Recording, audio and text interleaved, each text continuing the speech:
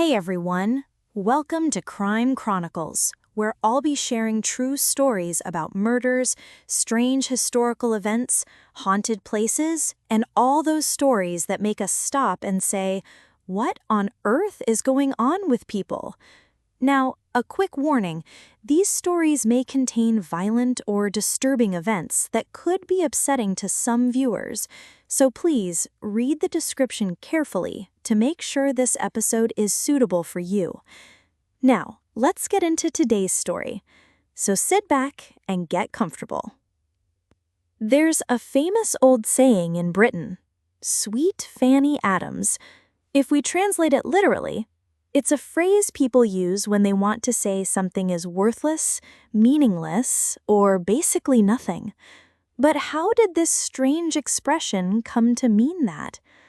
Well, there's a tragic story behind it, dating back to the 19th century, and it's a very difficult, painful story, so listen with care. Fanny Adams was a little girl born in 1859 in Alton, England. She lived with her parents and 5 siblings. She was the 4th child. Alton was a small rural town where everyone knew each other. Fanny was known as a bright child, always smiling, full of life, and loved chatting with people. Her closest friend was Minnie Warner, who lived just 2 doors down. The 2 girls were inseparable, always playing together. On August 24th, 1867, when Fanny was 8 years old, she, Minnie, and Fanny's little sister Lizzie were playing in their garden. They got bored and asked Fanny's mother if they could go play in a nearby field where they usually spent time. This was a quiet, peaceful town with no history of crime, so her mother agreed immediately. As the 3 girls walked along, they crossed paths with a man named Frederick Baker. He had only been living in Alton for about 2 months. He was a 29-year-old solicitor's clerk. The children often saw him at church on Sundays. That day, he picked some blackberries for them and watched as they played. When the girls decided it was time to go home, Frederick tried to convince them to stay. He told Fanny he'd give her half a penny if she walked with him. Now, a shilling was worth 100 pence back then, so half a penny wasn't much at all. Fanny refused because she wanted to stay with her friend and her sister. Then Frederick offered all 3 girls 3 pennies to buy sweets, if only they'd let him walk alone with Fanny. But when the girls refused again, Frederick realized he was stronger and didn't need to waste time convincing them. Coldly, he grabbed Fanny and carried her away, and the other 2 froze in shock, terrified. Minnie, who was older than Lizzie, pulled her little friend's hand and they ran home to tell Minnie's mother. Unfortunately, her mother thought they were joking and didn't take it seriously. Crime was unheard of in Alton, so her calm reaction made the girls believe maybe nothing was wrong. So, being children, they relaxed and went back to playing. At around 5 p.m., Lizzie went home. When her mother asked where Fanny was, Lizzie told her everything. Immediately, Fanny's mother panicked, ran to a neighbor, and the 2 women began searching. As they searched, they came across Frederick walking alone. Lizzie's mother recognized him immediately as the man who had taken Fanny. She demanded, "Where is my daughter?"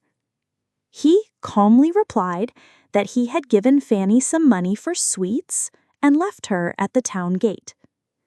She threatened to hand him over to the police. His response was chilling. "Do whatever you like."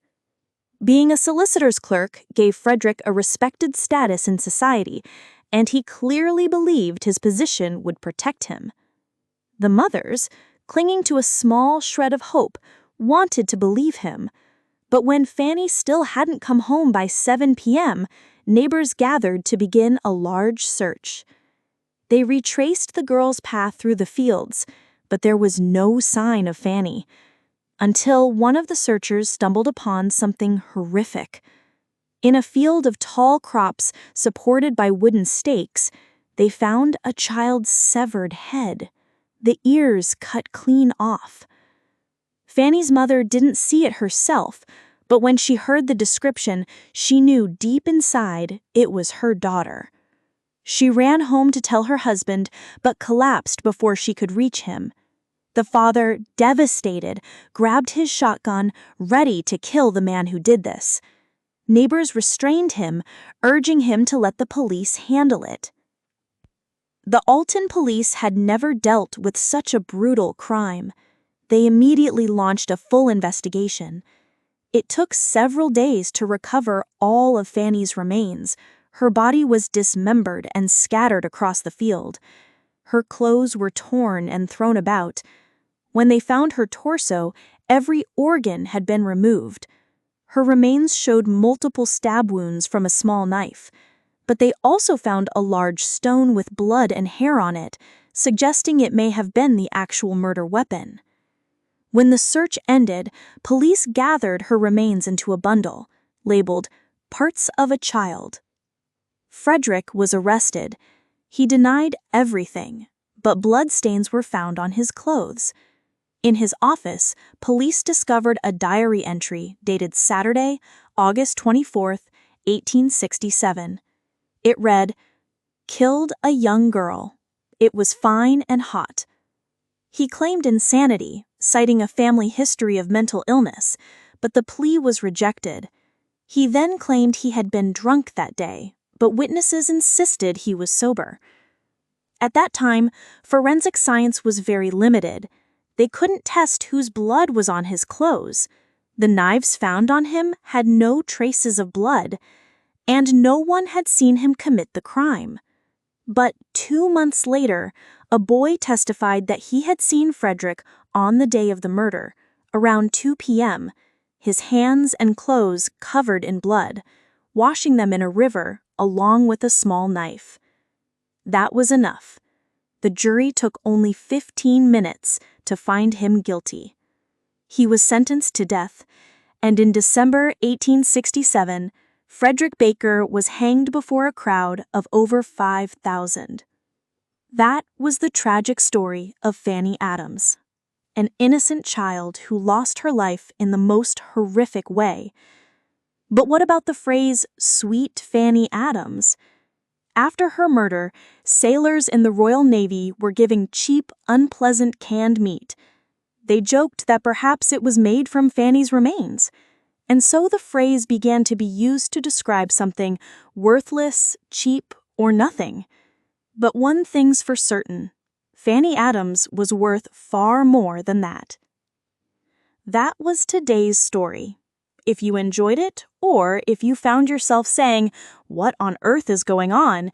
don't forget to like, subscribe, and share. And if you have stories you'd like me to cover, send them in. Stay tuned for the next case.